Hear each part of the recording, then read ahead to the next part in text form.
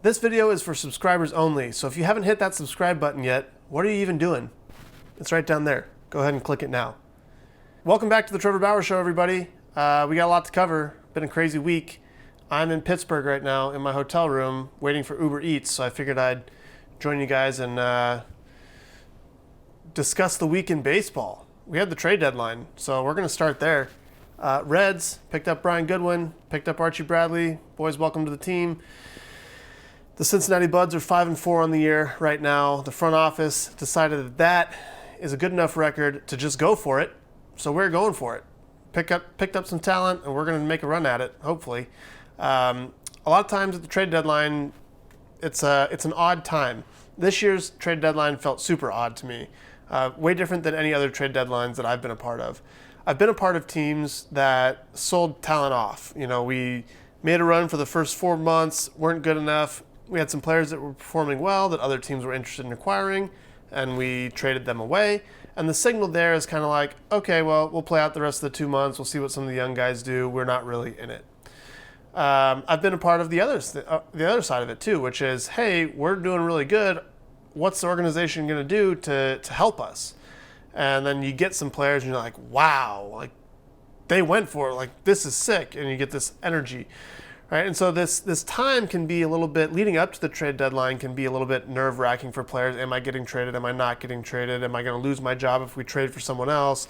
People in AAA are like, hey, am I going to get called up? What if they trade this person? There's been a lot of rumors for that. So it's this kind of odd time. This year we decided to add talent, which is great. We got a lot of talent in the room. We're looking for consistency right now. And hopefully bringing some guys in that have been there, that have been in the playoffs, that have been consistent, over their careers, and hopefully that helps inject some of that consistency, some of that leadership, some of that talent, and we go on a little bit of a winning streak. I think that in looking at our numbers, we've underperformed offensively from what our expected numbers are. So we've performed better offensively than what the numbers show, is basically what that's saying. So you add a piece defensively in Brian. You had a guy that's been a part of a good offense. He's got some good offensive numbers. He's got some traits. He can run. He can hit.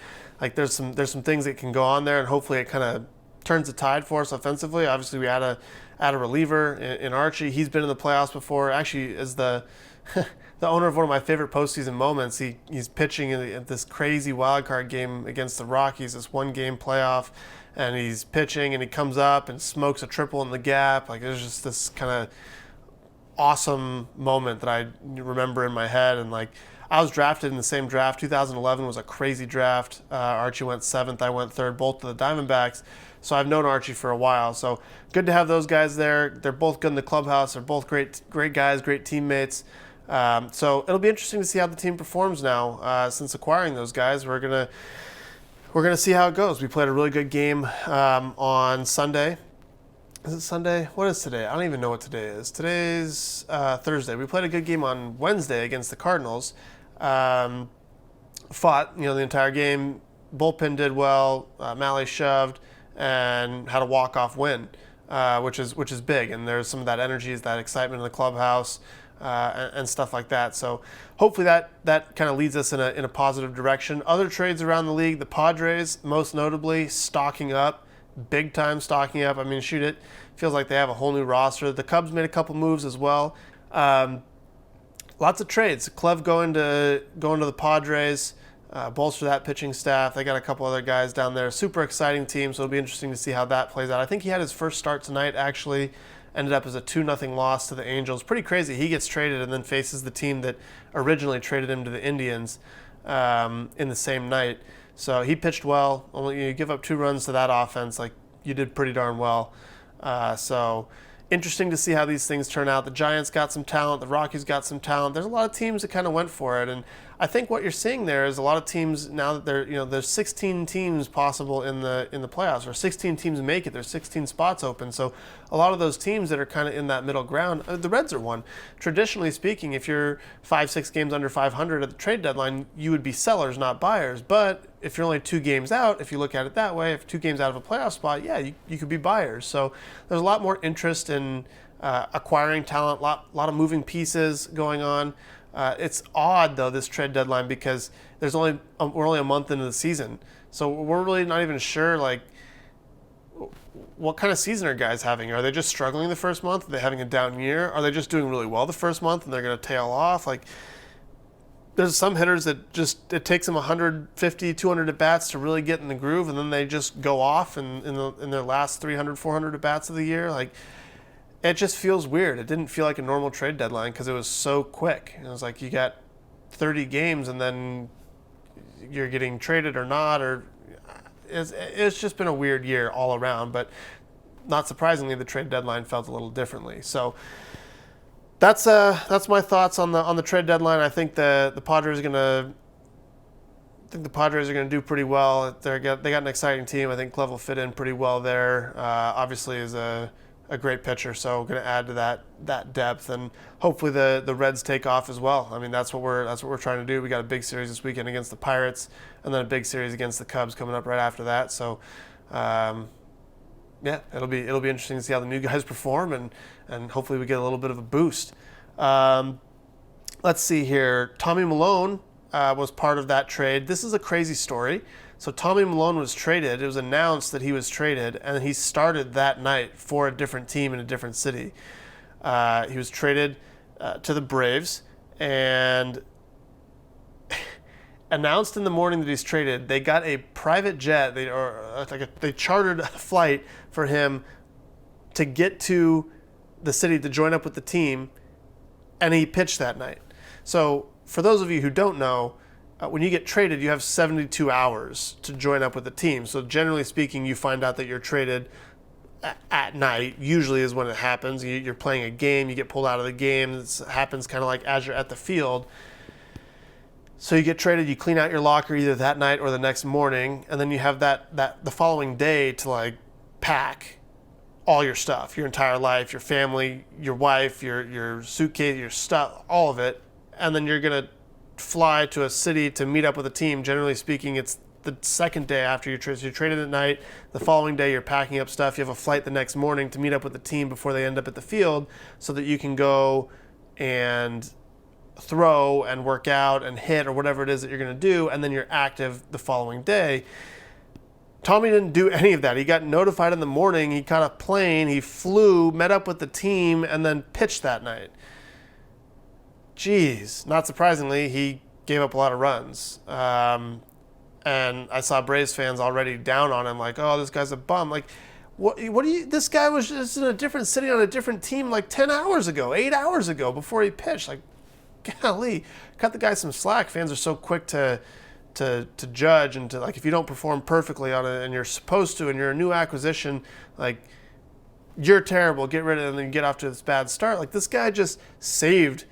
Like, this team had no one to pitch this game, and he flew on a jet to come in and pitch this game to try to help his new team win, not knowing any of the staff, not knowing the catchers, not knowing any of the players. Like, I mean, I'm sure that he knew, he's been around a while, he's played for a lot of different teams, he probably knows some people there, but like, goodness gracious. Like, to fly the morning of a start anyway, you fly, you get dehydrated, and you're sitting in a position, right? This is not normal. This is not normal for what you do on a start day. So your whole routine is disrupted. Your mentality is disrupted. You're going through an airport. You're trying to catch this. You're getting a car service to the hotel, and then taking all your stuff and trying to figure out what. I mean, when you get traded, you show up to the field. You don't have any uniform, right? So you have a uniform. They're trying to get you sized for the right pants. Trying to get you sized for hats. You're like, what socks do you need? Do you need shorts? Do you need compression? So like, what do you need? Because like, you have some of it, but it may or may not be the right colors, and this whole deal. And then he's also trying to get ready to pitch, learning a scouting report and a catcher and the pitching coach. It's just crazy. I don't know how he did it. So that was a crazy occurrence. And then I got to talk about the Yankees and the Rays, because that's a hot topic right now. The Yankees hit some Rays players. Chapman threw at a Rays player's head. There's some benches clearing and some yelling after the game.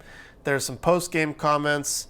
So it looks like Tanaka hit, I forget who it was, the leadoff hitter, he hit a lefty for the Rays anyway, early in the game, 95 miles an hour. Bam, right in the elbow. Everyone knew it was intentional. It's the hardest pitch that Tanaka's thrown all year. Generally speaking, you get the order to hit someone, you get a little adrenaline boost, and you throw it harder. that's kind of what happens. So he hits him. Rays know it's intentional. There's some other stuff that goes on during the game. There's some history between these two teams. They're in the AL East. The Rays are beating up on the Yankees, beat them a bunch this year.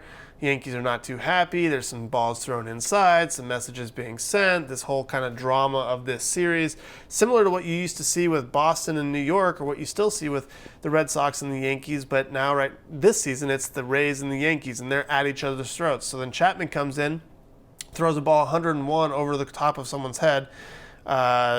No warnings issued. No, he didn't get thrown out or anything like that. I don't think there were warnings issued. I might be wrong on that. There may have been warnings issued. I'm not sure. But he throws it 101 over the top of the guy's head and stares at him, like very clearly intentional. Kevin Cash, played for him in Cleveland. He's the manager of the Rays. He comes out afterwards and is rightfully very upset, saying that you're throwing at a young man's head. You throw it over his head. This is BS. They clearly hit him on purpose, this, that, and the other, condemns the actions, and then says afterwards, and the last thing I'll say on it is I got a whole stable of guys that throw 98 miles an hour. So apparently, first off, that is true. Basically everybody for the Rays throws 100. It's crazy. Their bullpen's nuts. So he comes out and says that. MLB the following morning suspends Chapman for 3 games. I'll get to that in a second. Suspends Aaron Boone, the manager of the Yankees, for 1 game, and suspends Cash for 1 game. So the Rays here don't do anything, and their manager gets a suspension, I guess, for threatening. I guess that's interpreted as a threat. Certainly in the context of what he was saying, I can understand that. If you just look at the words of what he said, it's hard to. It's just a fact. Yeah, I have a bunch of guys that throw 98, but certainly in the context of it, it seemed threatening. Understandably so on that side of it too. I understand why he's mad. He just got 101 miles an hour thrown at someone's head and hitting players on purpose and this whole deal. So Aaron Boone gets suspended. I get that. You have a player that's you hit someone intentionally and the guy throws at someone's head. Like you're gonna get a suspension. You're gonna get toshed. Something's gonna happen to you. So that makes sense. Chapman gets 3 games. Joe Kelly got 8 games. Chapman has a history of throwing at people. Joe Kelly has a history of throwing at people. Chapman stared a hitter down. Kelly made a face. So apparently making a face is worth 5 games. So MLB being a little inconsistent, I would say, on how they're handling this. How do you suspend for the same crime? And I'm going to get to this in my rant of the week because this is my rant of the week. But you suspend people for different lengths of time for the same crime. What? How? Why? You got to be consistent on that. I'm going to get to that more in a second because it happened to us with the Cubs. So anyway, fun life update, little fun fact for the week. Jabroni, the word jabroni is now officially in the dictionary. It is an official word. I have not yet looked up the definition. I probably should do that. But jabroni is an official word. All right, product of the week, bringing that back. I got these Beats Studio wireless headphones by Beats by Dre. So shout out to Beats for sending me these. I can't wait to try them out. I've long used Beats products. If you ever watch me pitching, I have headphones in when I'm warming up, and those are Beats. I don't even know, Beats wireless, or I'm not sure exactly what the technical name is. I've used them for 4 years. I've gone through a bunch of different of the earbud pieces because one of them cracks or one of them rips, so I get some replacements and put them on there, and they've been connected via Bluetooth to like 3 or 4 different phones over the years.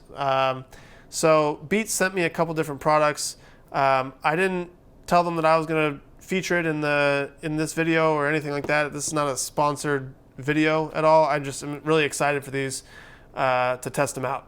So I figured I'd share those with you because those are the headphones that I use, and I like to share the products that I use with you all. All right. That brings me to my rant of the week, and this is a situation, MLB giving out disproportionate suspensions and umpires handing out disproportionate ejections and all this different stuff. So we're playing against the Cubs, all right? Rizzo's gone off. He's having a great series. He homered me twice in the first game of the doubleheader. The second game of the doubleheader, TJ Antone is out there and lets the ball go up and in to the backstop over Rizzo's head. Now, I can assure you, because I know TJ and I specifically asked him and talked to him about this, that it was not intentional. So unless TJ is lying to me, which I suppose could be a a thing. Unless TJ's lying to me, it was not intentional.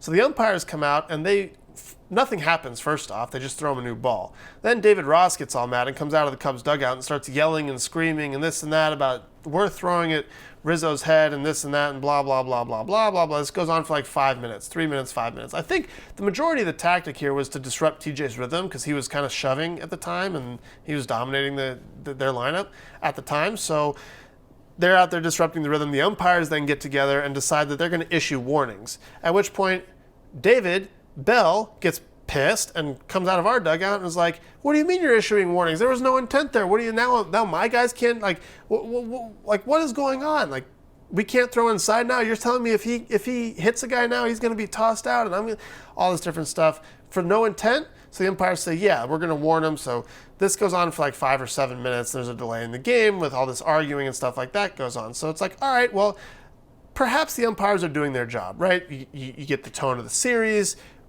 Rizzo just hit a couple homers off me. They won that game. There's been some chirping back and forth, and the Cubs are notorious for chirping and yelling at other teams, and they have a lot of trash talk during the game, and we're kind of trash talking back, and there's just so you can kind of get the vibe of the series, right? So you can say, okay, that makes sense. That makes sense that the umpires are going to take control of the situation. They don't want it to get out of hand. They're going to issue warnings. The first sign of trouble, it's like, hey, we're not going to have that. It's like the UFC referee is like, hey, I've talked to you guys in the locker room. We're going to have a clean, fair fight. Obey my commands at all times. Good luck to you both, right? So the umpires are taking control of the situation. That's good. Great.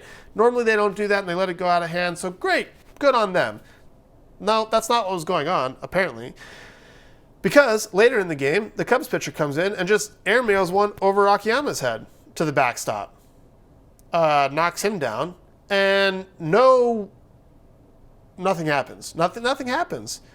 They don't throw him out. Well, you can't issue another warning because you've already issued warnings. So apparently, Anton throwing over Rizzo's head is worth a warning, and they think it's intentional, but their pitcher, who is also a rookie, throwing over Akiyama's head is not intentional. So same exact crime, same thing, same exact crime, 2 different responses.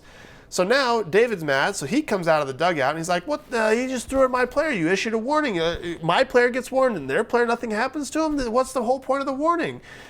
And that is true. Like, if you're going to issue warnings for doing A, then when someone else does A, you got to throw them out of the game, period. That's the whole point. Otherwise, like, what's the point of issuing a warning?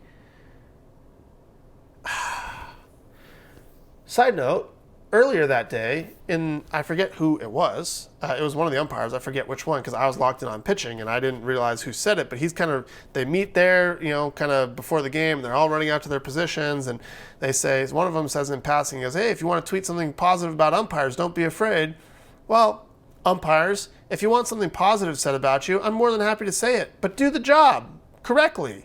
You're going to issue warnings for someone throwing over someone's head, and the next time someone throws over someone's head, they're out. They're gone. They're ejected. The manager's gone with them, period. That's it. You can't judge one intent and then see the same thing and judge another intent after you already issued warnings. So David gets mad about this, comes out. He's arguing. Rizzo's over there at first base and walking towards David with this little smirk on his face, like yelling something at our manager who's talking to the umpires. Wasn't saying anything to Rizzo, talking to our manager, talking to the umpires about our players. That's it. Rizzo comes over, starts talking to David. David says, like, hey, what are you doing? Don't talk to me. I'm talking to the umpires. Calm down. So at this point, Rizzo starts yelling at David, and David takes a couple steps towards Rizzo, not threatening in any way, just like, dude, what are you doing? Shut up. I'm talking to the umpires. Like, this is not your thing. At which point, our dugout is now seeing their player talk to one of our guys, and there's a confrontation going on. So our players come out of the dugout to go support our manager who's being accosted by one of the Cubs players. And then Angel Hernandez decides that he's just going to start throwing people out for nothing. So he points at Joey Votto, you're gone. He points at Jesse Winker, you're gone. For just walking out, they weren't even running on the field or anything. Just came out, bubbled out of the dugout and walked out on the field because a Cubs player is accosting our manager. And so David then sees him throw out Winker, so he gets in the face of Angel Hernandez and is like, oh, he gets mad, so David gets tossed, right? Because now apparently Angel Hernandez is too sensitive or soft to handle anybody just asking what the hell he's doing. So you're going to take things into your own hands to warn our players, then subjectively the Cubs player can do whatever, but then our players come out to have a discussion, you're going to just eject all of us? So through this whole thing, the bench is clear, the bullpen's clear, all this stuff clears, right? Not a single thing happens to a Cubs player. We lose Winker, Votto, and our manager, and we get warned for throwing at someone's head when we didn't do it on purpose, and nothing happens to the Cubs. Umpires. Clearly, you pay attention to my comments and my tweets and my content and all this different stuff. Do your damn jobs. It's not that hard. Know the rules. Apply the rules. Jesus. And don't even get me started on the umpires about the strike zones and having rabbit ears and listening to our dugout. Pay more attention to the damn game and less attention to what the dugout's saying. We wouldn't be yelling at you if you were doing a better job. Umpires have been terrible behind the plate this year. Rant of the week is over. I could go on forever about that, but that's all on that, because it is my favorite time. It is time for weak tweets featuring the weakest tweets I received this week, and there were some very weak tweets this week. Some very weak tweets indeed. Let's jump right into it. There's some recent ones. We're going to go back a little bit, couple days. Someone says, you should make some cleats to fucking not give up runs. Pook. At Bauer Outage Shitter. So, first off, I don't know what a pook is. A P-O-O-C. I'm sure it's a thing. It's probably an acronym.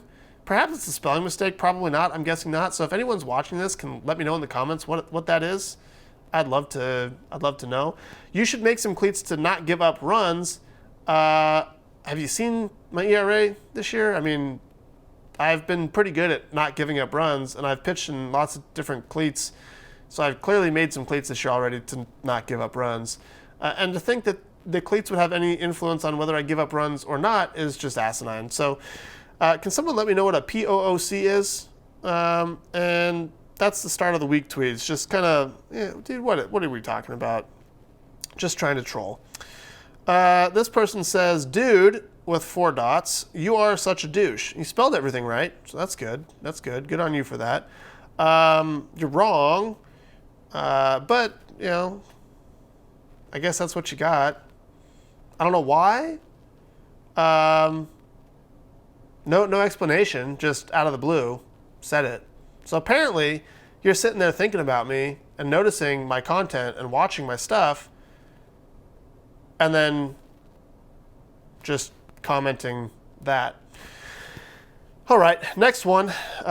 Is there anybody out there who likes you? Yeah, there are a lot of people out there who like me. There's like 335,000 of them on Twitter and like 66,000 of them on YouTube, and there's 190 something thousand on Instagram, and there's some on Facebook, and there's some on Snapchat, and there's a bunch of people who don't have social media that like me. I got a lot of friends, a lot of people that would love to be friends with me. Who do you have? Who do you have? Who likes you? I don't. I know that. And judging by the quality of your tweets, there's probably not a whole lot of people online that like you either. That was pretty weak. This one, I was confused about this one. I didn't know if this was a weak tweet or a strong tweet, or I don't know. This person says, Bauer, a piece of shit, laughing my ass off. A cool one, though. So, what? How do I interpret that? Is that a diss, or is that calling me cool? Do you like what I said or not? I don't know. I honestly don't know how to interpret that. It's like, hey, you're terrible, but I like you. But that doesn't make any sense. So I don't know. And last one for this week. This person says, awesome tweet making light of fellow players losing their job. Hell of a teammate you must be. You're a joke. So first off, the you're a joke line, been known to use that myself. Some of you may remember Rob and I had a little run-in, so that's fine. I'm good with that line, you're a joke. Clearly this person does not like what I'm about or what I'm doing, so that's fine. That's fine, you're a joke.